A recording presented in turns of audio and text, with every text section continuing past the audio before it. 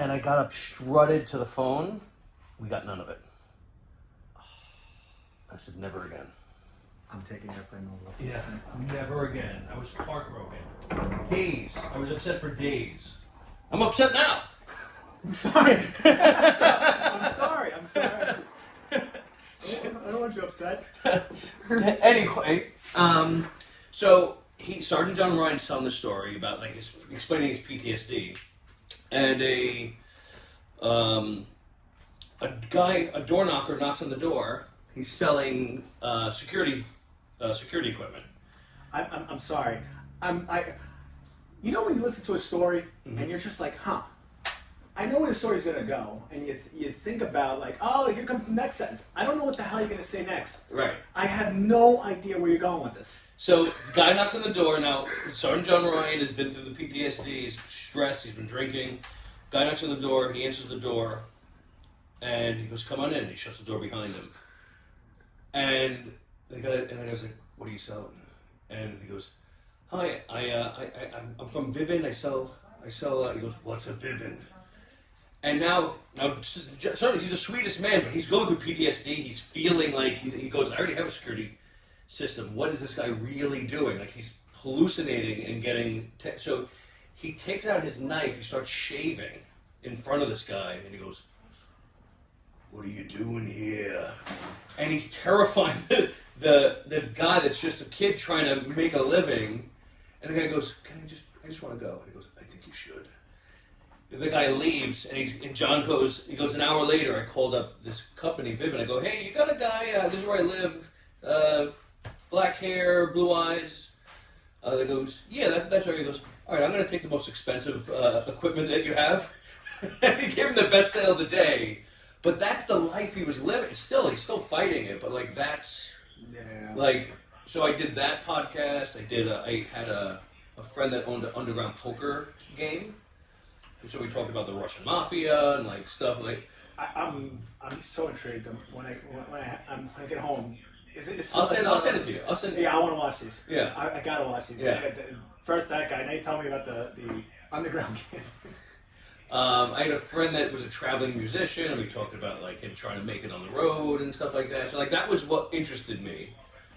So that's what I was doing at the time. Then with one of my agents and lifelong friend, Community Joe, and my home inspector, Hunky Tony, we had a podcast called Yada Yada, which is just Seinfeld-esque, but we didn't talk about Seinfeld. We just talked about nothing. That's great. And we had this great time, because we're all just buddies, and we're so busy, we're like, how do we create time to do the thing that we used to do 20 years ago and just hang out and BS? Do a podcast. And we had an amazing time. Like, we had one argument over who made better music, the love songs of the 60s or love songs of the 80s. So, the answer's clear. It's the 60s. Joe's wrong. He took the 80s, okay? Yeah. Why was that even a debate? It shouldn't be a debate. That should have. So we had a tournament. We had Hunky Tony as the judge, and we go song for song, head to head in a tournament style. The 80s songs wouldn't exist without the... Dominated. I dominated. The only thing he did is he found a loophole that one song was written in the 50s, so we had to have a judge's moment. What in the 50s? Was it like 1958, 1959? No, it was actually, I didn't realize... Was he cusping the 60s? That the song I picked was a remake from the 50s. I always get confused by that.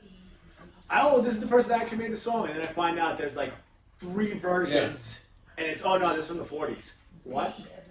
Yeah, I had no idea. But he just waited for that moment. Like, that was his only success moment in that whole day of podcasting. Other than that, the 60s dominated. Does he remind you of that? He enjoyed that moment. He does. So yeah, I will do a podcast. I just need to time block it, just create it. Gotcha. And what topic it is, we'll see. I like people. So me too. Yeah.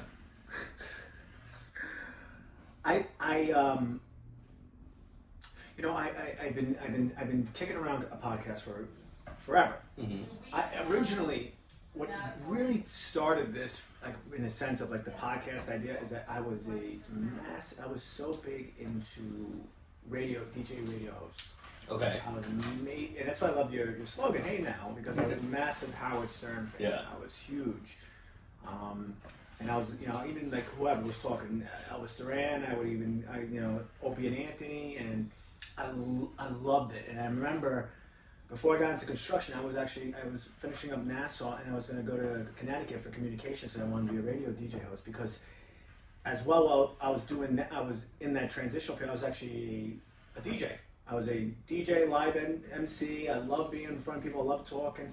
But when I listened to like Howard Stern just talk about people and tell jokes, I'm just like, oh man. And now, what's today's day and age? Content from podcasts, and now you just find out like, not to discredit him, but now you just find out like, yeah, virtually almost anybody's interesting if you know how to. Yeah. If you know how to hit their button. So I've always wanted to do that. But I don't know. I thought about it for a while in a sense of like this year I was going to actually launch it out of my office. So I was going to have 2 chairs. I met with a media company, and the media company's like, oh no, you need to, try to get more followers. I only had like 400 followers. And it made sense to me a little bit. It's like, oh, okay, I want to build up a little bit of a following before I launch, spend 10 grand on equipment and Why do you have to spend 10 grand? No, I'm just, Yeah. That's the level. You said some limiting mindset. Of course, that's where Yeah. my brain goes to. I don't know what it is. It goes to like I don't know. I want it to look great. I guess in a sense. Can I give you one of my favorite sayings? Let's hear it. Don't make perfection the enemy of the good. You can't get to perfection without starting from a mess. So like you're waiting for the perfection, but you actually have to go through the process, of course, to get to it. But no, that's a valid point. So I put the idea off, and I was just going back and forth with the media company. I'm just like, I'm just like, yeah, I'm just gonna keep doing what I'm doing, and like this, you might notice certain videos that like, oh, okay, it's all cut up professionally, like yeah, that was them, and then it's me where I just do it myself, and I personally actually love it. I love the creative process. I love everything. It is time consuming. There's a lot of fucking time that goes involved of songs and this and that. I mean, you do it. I've done it. I don't do it anymore, but I'm shooting it and posting it, or I have somebody like with me recording me and then editing it. Like we went to Long Island Cares yesterday, so we highlighted the Long Island Cares charity, and the videographer made a silly video. Yeah. I don't know if it's true or not, but I've been hearing like through the grapevine of social media, like people are more gravitating towards the raw, not the cut up, polished, because it's real. You're not. Not to say what I'm posting is not real, but it is. It is pushed a little bit in a sense of reality, I guess, and I think a sense of like who you're watching. I think the metric that you're looking at is important too, because what I've noticed in the years I've been posting videos is there's some videos that'll get thousands of views, and some videos that get 10 views, but 6 months later I'll get a call on that, like if someone just go, that video kept me from having a bad day, or that video did, so like sometimes the long form or like something you're doing, it's hitting 10 people, but like your impact is deeper than it hits 1,000 people. But that's, and I'm not a numbers person in the sense that I'm your route, because if the one video affects one person in a sense of changing whatever it is, bad day, oh, you encouraged me, fucking A, I don't care. I don't care about the numbers are irrelevant. Yeah. What's important is that whoever saw the message and whoever got, what, PocketPete posted this thing where he did a remodel on this house, and you know what? I just started flipping houses. Now I did over 100. Like that's more important than anything else. I don't look at metrics like that anymore. I just post now. Because the media company is like, oh man, you want to go viral, this, that. I'm just like, okay. And then as time went on, I'm like, wait a minute. I don't give a fuck about any of that. Yeah. I never gave a fuck about if it did well in a sense of that. I would, would I like 10,000 views? Yeah, why not? But that's not the goal. The goal for me would be like, oh, I saw Charles Weinrub, I saw Handsome Homebuyer post, oh, this is how you can invest in real estate. Yeah, I want to start investing in real estate. Yeah. And that's what affected me. Like that's all. That's ultimately what all that matters. But what I was getting at was that I noticed that you didn't have a podcast. Like now you do. Now I just didn't know where it existed. Now I got to go check it out. That's number one. But I don't know. I was thinking of maybe you and me doing one off. There is a studio. I don't know if you're familiar with them, where everything is set up. Is it around Concord? It's in Bohemia. Oh, okay. I think I just followed them. Okay, I think it's here it is. It is Long Island Creator Studios. Yeah, that's walking distance from where I live. You walk. Yeah. So I don't know. This was just the idea I thought in my head, but basically they do everything. Just sit down. Yeah. Sit down. They'll shoot. And I know I forgot what they quoted me at. But it was I had numbers. Oh yeah, here it is. So yeah, what did I ask them? I was asking them how much. It says, in the auditorium it's filmed 300 people.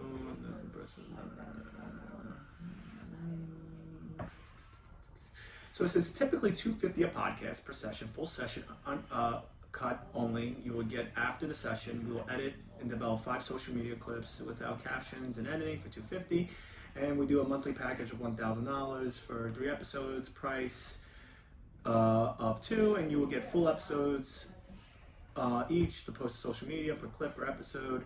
And if you want to do 4, I would like a custom package. We do $1,400 for 4 sessions for per podcast per session. So basically, it sounds like you just kind of customize it. So what I was getting at was that, first of all, I know I never like to, I guess, step on people's toes. I see the dynamic duel between you and Vanessa, and it's remarkable. But I some reason I would love the idea of doing a one-off, and then maybe you and me getting people into a studio and just in the sense of just talking to them. And I like that first you're 12 years? Probably. In real estate. So like 10 years maybe, 10, 12? For somebody like me, I mean how many houses did you buy last year? I don't know. We did like maybe 20 last year. The goal is, I think we're approaching 50 this year. The goal is 10 a month by next year. Yeah. So, for me, I classify you as an expert. Okay, I'll take it. And I classify myself, to put a label, as up and coming, beginner. And I think having 2 nice big personalities in a studio, talking to somebody where you got the expert's opinion, you're rattling off, well, this, and then maybe, in a sense, because I'm going to ask them, because I'm just like, wait a minute, what do you do? Mm-hmm. And then how that person's relating to it, I think it could be, I don't know, listen, I'm down. I think it's fun, and I'll do it. I think creating me as the expert feels weird, but okay, if you want that removed, but I was just saying, ideally, because I think there are 2 things about what I've noticed is that you have you got Charles, you have people that are taking down acquisitions at a very alarming rate. Me, I'm doing hopefully a house or 2 a year, which for me is fine. I'm cool with it. I know I'm ultimately going to keep growing, but to make that into a reality for other people where, you can buy a house, you can buy a rental property, you can flip this house. Yeah. I'm the beginner. Wait, but what do I need, Pete? It's like kind of like that dynamic of saying like, well, here's the whoever we're talking to, let's say your buddy, Tony, and saying these are the things that we always find issues in, and then it's just like, oh really? You need a French drain? I don't know. You need a French drain, or why you need a French? What's a French drain? I don't know. Just like something in the lines of me as I'm down with it. Well, what I want to say, I do think I'm an expert in most rooms, and I think you are too. And then I'm in a room with Charles, and I'm not the expert. And I'm serious, and I just was in so like it's whatever room you're in, and the goal is always to be in the rooms where you're not the expert, Yes.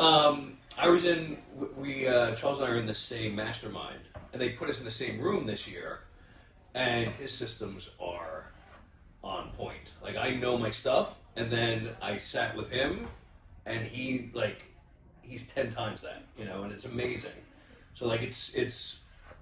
I think whoever we're in a room with will have value to add to anybody, and then we'll learn stuff too. There's stuff you can learn from whoever we're having. I'm concerned that people don't care about real estate, and so like I think we got to make sure we make it. We'll test it out and see what happens. But that's why I think the first one, if there was a first one between, like, because I would love something like PocketPete and Dan, something like like that, and basically just like first one's just you and me. But yeah, you are right. Maybe not everybody cares about real estate, but it's like probably in our niche they would enjoy the show. So like let me reframe my thinking a second. For what we're doing, I think it'd be great. I always think of the broader audience because I'm also a marketer to like retail people and like so like my head is always, well, what do people care about? You know what I mean? But like our group, our investing world, people will care.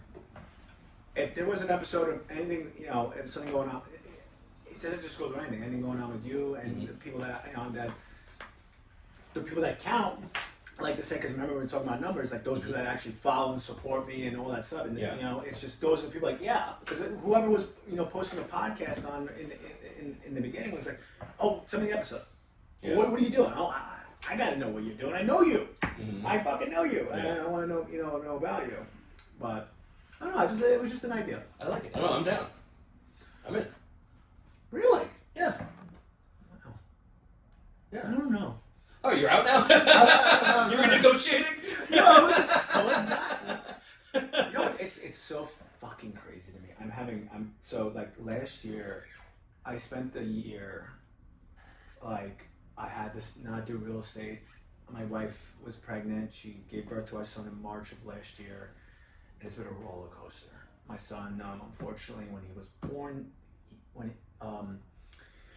the positioning in my wife's, he was hyperextending his neck. Okay. So when he was born, my wife didn't want to do a C-section, but they had to do another emergency C-section, and it was just. So my son was born, and I have a 2-year-old at home simultaneously. So I had a 2-year-old, and then the son was born, and I didn't realize how much that would be taken up. Not like, it's gonna be hard. No, this is fucking insane. This is just like holy shit. But because of how he was positioned. His neck was hyperextended. We had to hold him for him to go to sleep in an upright position. So we spent like 3 months, me and my wife, holding him while he sleeps on a couch.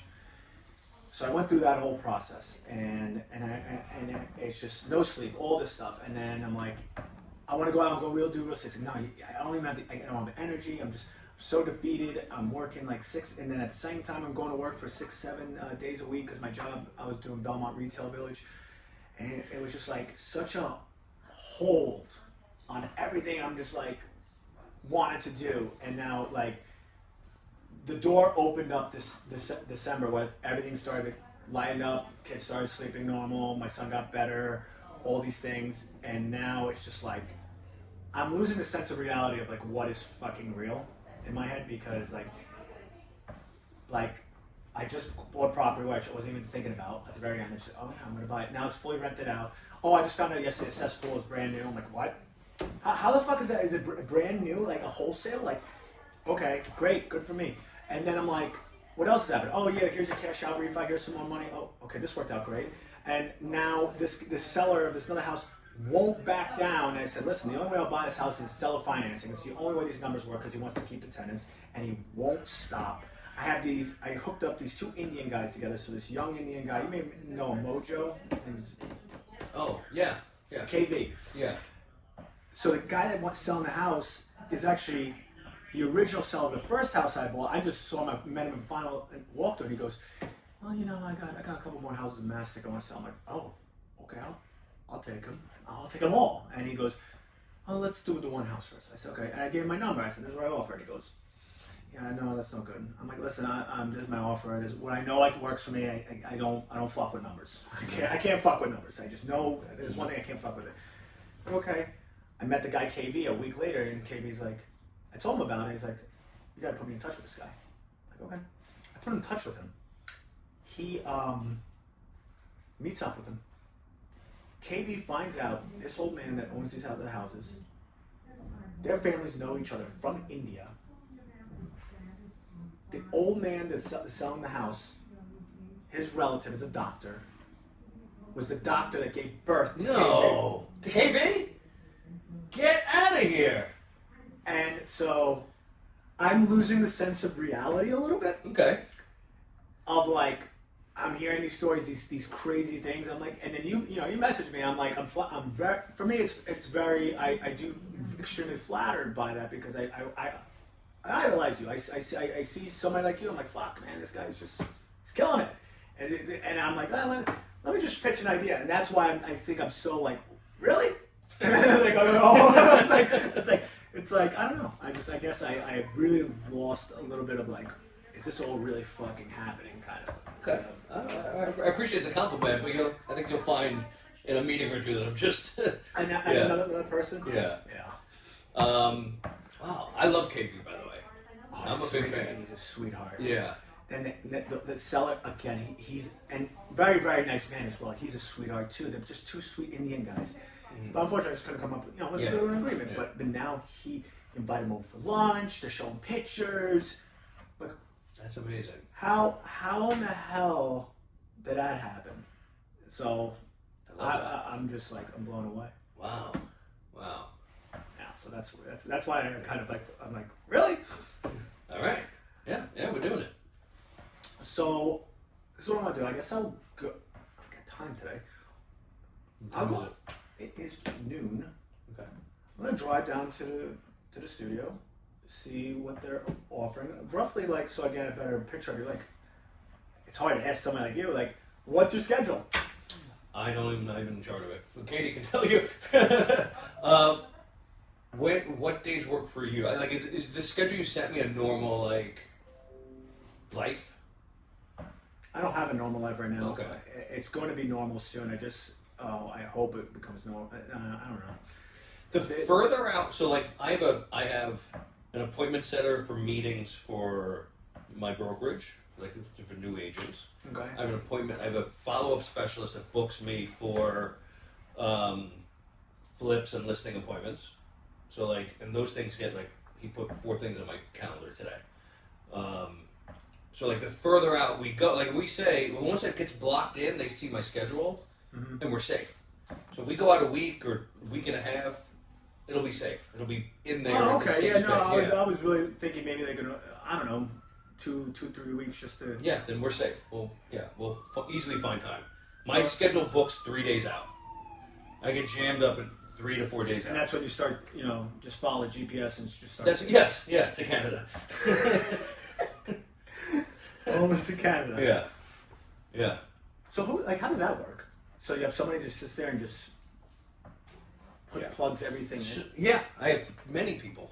So I'm not in charge of my schedule. I have an ADHD case. Just guide me, tell me where to go, let me be charming, let me solve the problem, and send me to the next place. I cannot lay things out myself. I'm not even sure I shut my car door. Okay, so like that's my superpower is problem solving and making personal connections. Everything else is I don't know how to do it. Okay, so I have for my retail business and for the retail business I have my transact quarter Jamie. She's got my schedule, and my VA Jackie. She can book my schedule. Vanessa, she can book my schedule. She books for any of our corporation meetings. She'll put them in. Oh my God. Then we have cold callers and that pass off people to my follow-up specialist, David, and David warms them up, sets me up, puts it in my schedule. And so you're going to your appointments? I'm going to my appointments. Yeah. And then I have, for my retail stuff, I have, those things. So and then I put my own, sometimes I put my own stuff in the calendar for like my retail business, or like I get a lot of referrals. So I'm going to the goal is to sell 100 houses this year in retail. So I'm going to sell 100. And how many agents are working under you? I know Crystal works Yeah. under you. That's the only, I think that's the only one I actually. I Yeah, know. we got like 26. My brokerage is small. I'm going to. This is you. This whole building. Is this whole building? No, not the whole building. No, just this space. Okay. I have a space here and I have a space in Smithtown. So the structure of my brokerage is I only work with agents that sell 10 houses or more, have a desire to create massive growth for themselves and for their families. So I don't want any one agent in part of my office to be able to walk down the hall and see another agent not have a high-minded real estate conversation. I love that. So it's just mastermind people here are invited here. So we have. Do I fit in that classification? You have real estate agents? No, but just, Okay. You fit in that class, but yeah, you belong in the room. Okay, great. I would say you, great. Yeah. I'm the lower end. So it's just like you with Charles.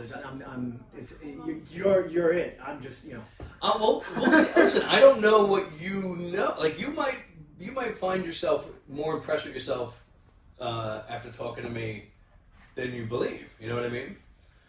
I say that was a terribly structured sentence. No, but it was. But it absolutely was horrendous. But it made sense. Yeah. It didn't matter. It was just like, you ever see those things where it's like, it's a full-on paragraph, but it's all fucked up, but you read it and you know exactly the letters are missing, and it's like, that's what you did to me. I'm like, okay, I know what you're saying. I know what you're saying.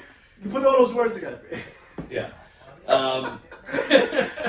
So I don't know what the hell we're talking about, but I think you'll be more impressed with yourself than after realizing when you're around people you're not as far behind as you think. So congratulations. Well, thank you. Yeah. Have a cannoli. You gonna have a cannoli? Canolo? I wanted to have a canolo. A cannolo. I will have a cannoli. I don't want to first introduction to have powder on my face. It's like, oh yeah, I have this great. That's how I get the advantage of my negotiations. Sweets. Yeah. I mean, Actually, that is not a joke, by the way. Every appointment I show up to, I show up with this is going to change your negotiations, by the way, too. You always show up with a bakery box full of baked goods, 100% of the time. Because what are you doing? What's the job of that conversation? Obviously it's business, but people do business better when they have a connection, when they can open up, when they can relax, when they can have a dialogue and work together. So you bring a little bit of personalization to it. Like you make it a personal connection. And when you bring somebody a bakery box, it says, I didn't just come here. I went somewhere else. I stopped and I thought of you. And I had some people put some niceties in a box and I brought them to you. And here they are. How do you have a bad rapport when you start that way? How do you decide to go with someone else if it's closed, if Dan brought you the cannolis? Please tell me this is your business model. This is my business model. Yeah. It's remarkable. Thank you. You're right. I don't have to convince you anymore. Just the fact that you said you're right. That person, you, before going to wherever you needed to go, took an extra 15, 20 minutes to stop at a place and purchase something to say, I'm serious, I care, I'm personable, I'm not a robot. Right. I am not a yes, I am a salesman, and I want to buy or sell something to you, but I have good intentions. Yeah. And what's more than good intentions in sweets? Right. Yeah. That's why I love it. Yeah. It changes everything. Now, the real question is how do you have that system in place? So if you're going to an appointment, do you have a designated spot, or is this pre-packaged for you? No, they're not prepared. So I have 3 bakeries that I go, but really, by me, there's a place called Prestano's that I do the most business in. And I walk in, they see me, they know. Does it say PocketPete on the door? It doesn't, but I have. I am putting their kids through college. I do have, for my retail business, stickers that go on. It looks like I own a bakery. And it's and so I brought the bakery box to the print shop. I said, I gave 3 sizes. I want 3 different size stickers that can go on this and makes it look like I own a bakery. And so now I show up. When I leave, I'm leaving myself there in the happy space. right? So how they go? Oh, you have a card? I go. I'm on the cannolis. How do you not work with me? You gotta tell me that's like your favorite part of explaining anything about your business. Yeah. That has to be your favorite part. Yeah. I call it the good guy rule to getting rich. So now I gotta start going to the bakery. You do. But the problem is, if I go to the bakery, I'm gonna just start eating.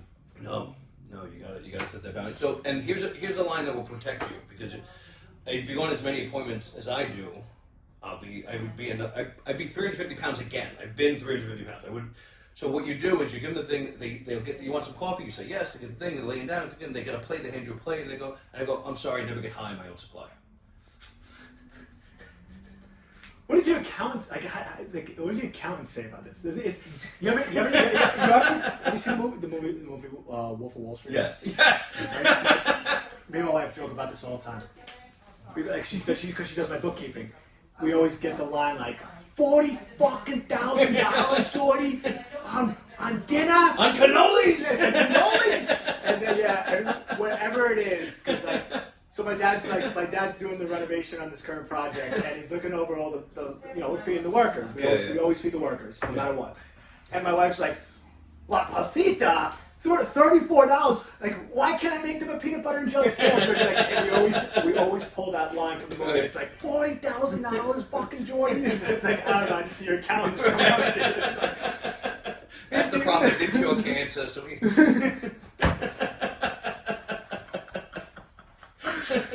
Wow, that was good. Thank you. That was fucking good. Thank you. Yeah, I act as well. That was good. You're blindsiding me with that. That was good. Mm-hmm.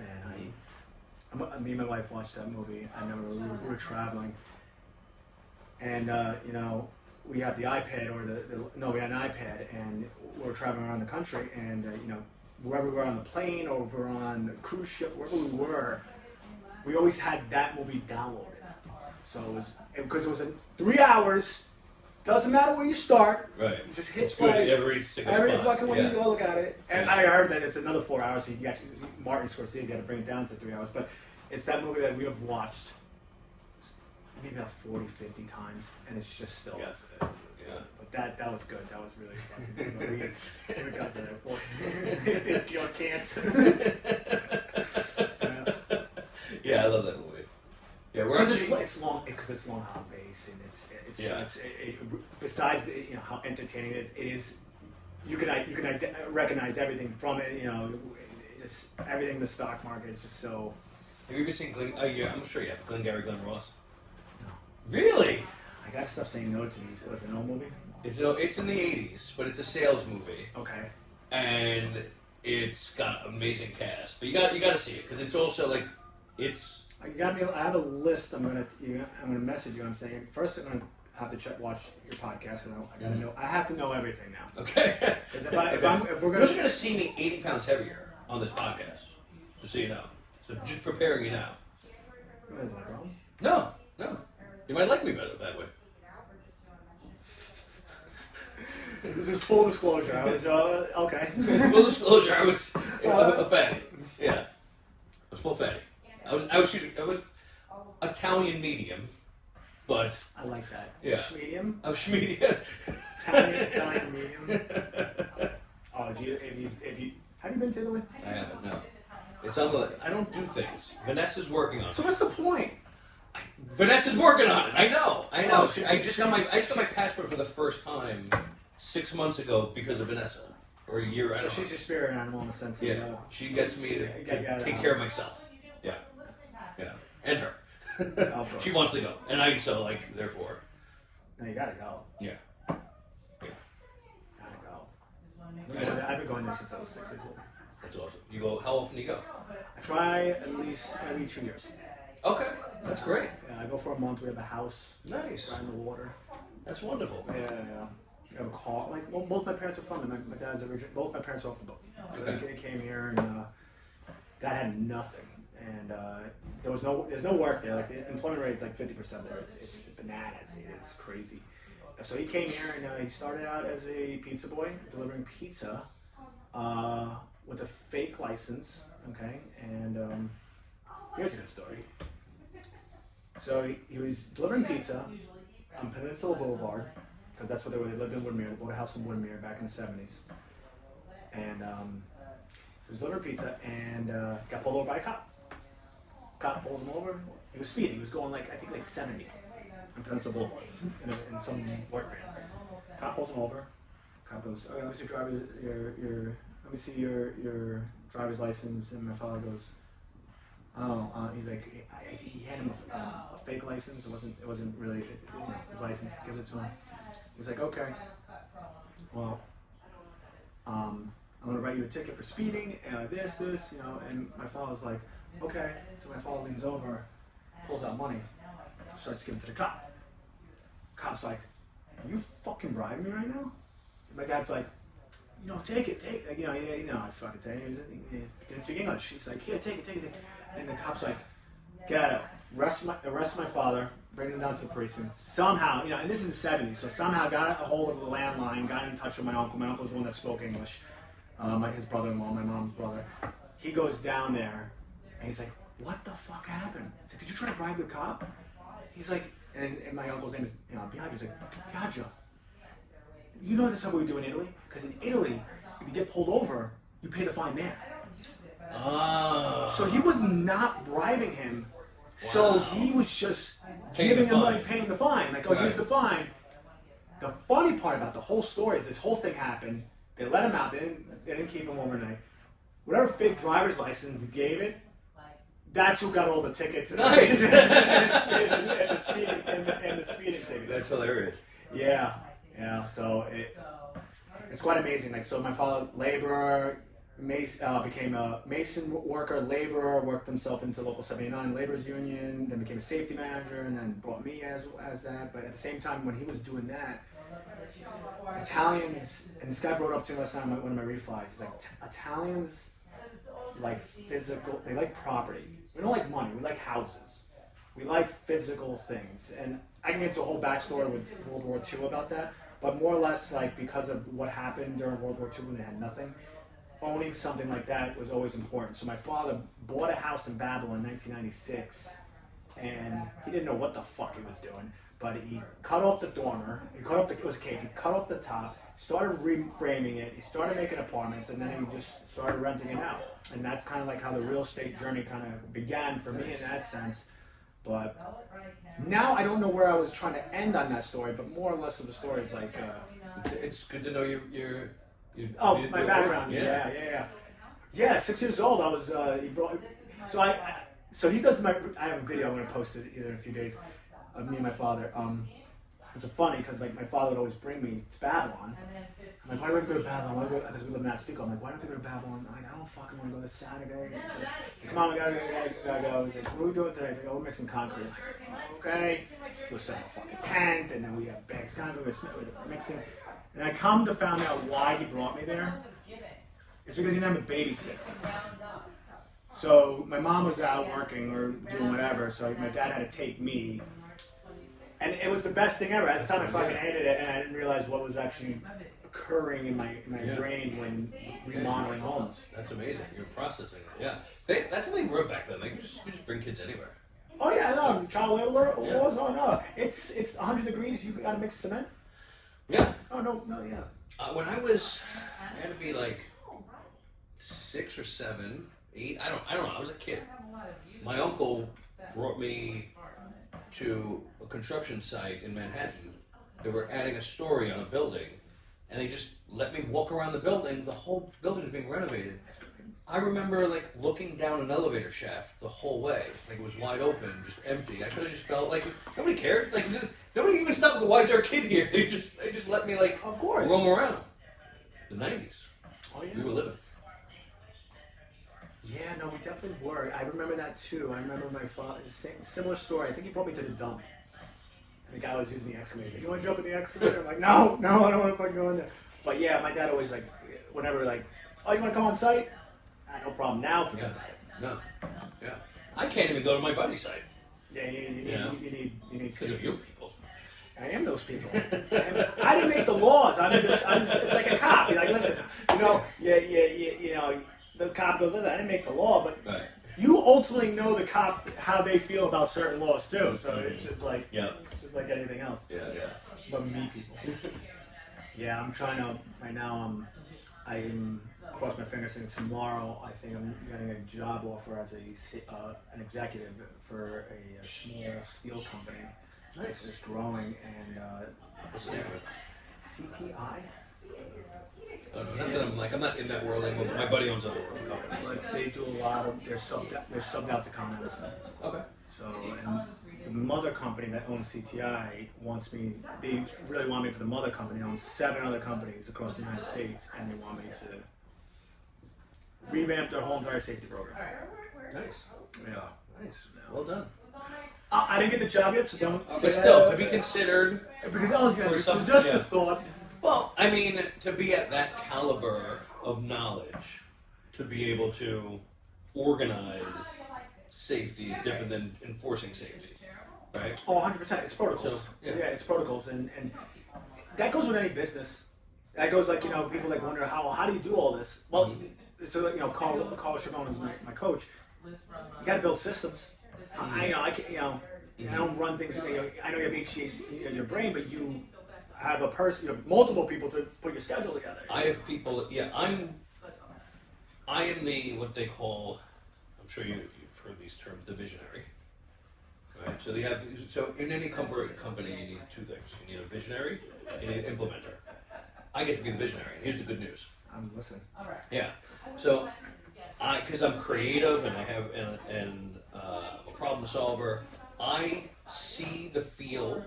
I can plan out what needs to happen. I can see our future, what we need to do, create the vision of where the company needs to go, and I don't do shit. I need an implementer. It's not my strong suit. It's not. I can see the big stuff. I need nuts and bolts people, right? That's Vanessa. Vanessa's the implementer. So we go over. We have something called the opportunity matrix. Because I have an idea a day. I come up with 3 companies a day. Like, oh, you know what we should do? And I'll just and then we put it on the opportunity matrix, and we have measurements of ideas, and they rise and fall every time we do it, and then we implement the ones that actually look like they make sense. Yeah. And then she builds out the system, she puts the nuts and bolts together, and I move on to the next idea and the next problem and solve. So you need to know who's the implementer and who's the visionary, and you have to designate those things. And if you have to hire for one or the other, that's what you do. But luckily, we just happen to be 2 people in love that are visionary and implementer. Of course. That's holy shit. I think you just Solve the problem for you. major one. All right. Because I'm about to get into this position, and I'm just like you. I can see everything, but when it comes down to this, it takes me forever. I'll get there. Yeah. It's just not my strong suit. Yeah. But I'll get there in a sense of like, okay, I know who to call, I know what to write, I know these things I know how to do. But like having somebody like Vanessa, where here's my idea, oh okay, and then you put it on there. Okay, you need these 3 companies to kind of facilitate this. But that's where I fall short as well. And here's the problem. When we don't realize what our strong suit is and what our role is in life, we put guilt and pressure on ourselves to do the nuts and bolts and do the things which I did my whole life, and I wouldn't get it done and I wouldn't do it, and I go, well, I'm a failure. But really the failure was not realizing that my strong suit is this, and I need the people whose strong suit is this, because this fills their cup. This is their magic. This is where something that would take me 3 days to do, they can do in 3 hours, because it's their magic, right? So you have to realize where you fit in the world and where you add the most value, and be willing to, for those people for the stuff that you suck at, they fill the value, it fills their cup, fills their thing. You got to find them and give it to them and make them happy with that stuff, and then everybody wins because everything blows up. My face right now, when you explain that, does that happen to a lot of people? I've seen the face before. You've seen the face. Yeah. By the way, this was the whole podcast right now. I know. Yeah, we just say 2 minutes ago. Well, Let's go to Chili's. That's it. Get on your blossom. Oh man. But now you solve something. Because I'm going to be put in this position, and I already see the vision. I know exactly what needs to be done. And it's not exact. I don't want to say it that way. It sounds a little naive. But I know what needs to be done more or less. Now it's put in the systems. Right. And who can help you with it? My wife. There you go. See, she's yeah. My wife is your Vanessa's in a sense my wife. My wife has always been the behind the scenes. She's been the one saying, whenever I go over an idea, that's why, man, she's incredible because I feel like she doesn't get enough credit in a sense of who she is because like people see like what I do and everything, but I was very serious when I post certain things about her in a sense of like I have a strong woman behind me, believe it or not, that is actually, hey Dan, you really should be doing this, and my wife is fucking brutal when it comes down to this shit. Like she is brutal as hell. Like she will make me feel terrible about myself, but not like terrible like oh you're a piece of shit. More of like you got this, but you have to be doing these things before you do that. Right. You know. Like so yeah, because you want to just get here. I just want to get the there. foundation. There's no foundation. I'm just let's just start installing It windows. makes sense that she's your bookkeeper too, because those are the implementers, so the people that can do the That's why I'm getting yelled at about the, I'm getting yelled at placitas and what, she's like, I'll make peanut butter and jelly sandwiches. I'm like, oh my god, no, it's not about that. Don't do that. And I'm like, right. Yeah. So you just got to realize and figure out how to partner with her in a way. No, she's it. She's been involved in since the beginning. She's just obviously been doing the hardest job in the world. It's being a mom. By the way, I'm curious. Do you have kids? I do. Yeah, I have a 10-year-old and a 9-year-old, Stella and Peter. Okay.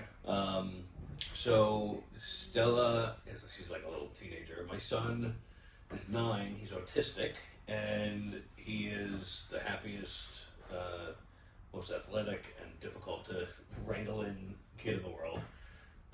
You may find him on my roof one day, like, and then you say that he's working, or he just end up on the roof. He likes it up there. I'm not joking. Yeah, but sort of. Yeah. Okay. There's a foundational group that my wife's stepmom organizes. It's in Rockville Center. It's called Backyard Players. Okay.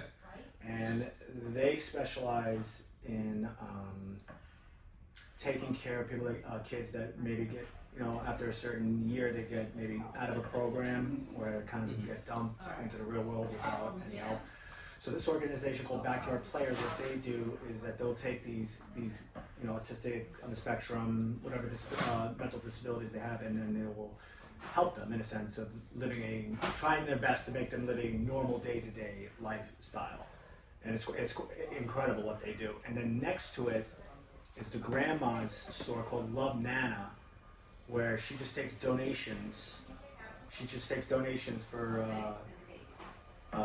people that like, oh, I'm done with my kid's crib, take it, and then they'll either take it if it's in good condition, they'll maybe clean it up, and then they give it to other moms or parents that need anything, baby clothes. Yeah. So the two organizations are both in Rockville Center, and then the Backyards Players, that one.